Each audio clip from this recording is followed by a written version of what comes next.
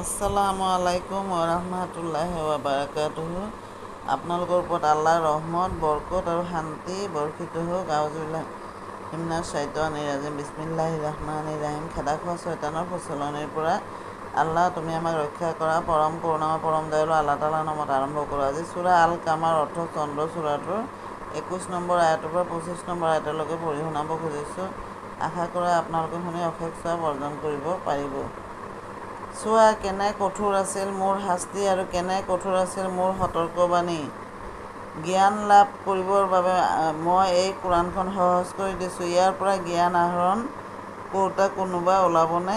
ছামুদ জাতিৰ মানুহবিলাকেও সতৰ্ককাৰীসকলক অস্বীকাৰ কৰিছিল।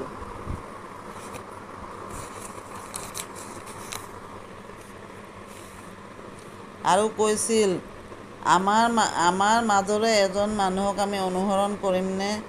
এওঁক অনুসৰণ কৰাৰ অৰ্থ হ'ব আমি বিভ্ৰান্ত হ'লোঁ আৰু আমাৰ মগজুৰ বিকাৰ ঘটিল। আমাৰ মাজত কেৱল এওঁহে আছিল নেকি যাৰ প্ৰতি প্ৰভুৰ বিধান প্ৰেৰণ কৰা হৈছে? তেনে নহয়, বৰং এওঁ ঘোৰ মিছলীয়া আৰু দগাবাজ। সমাপ্ত।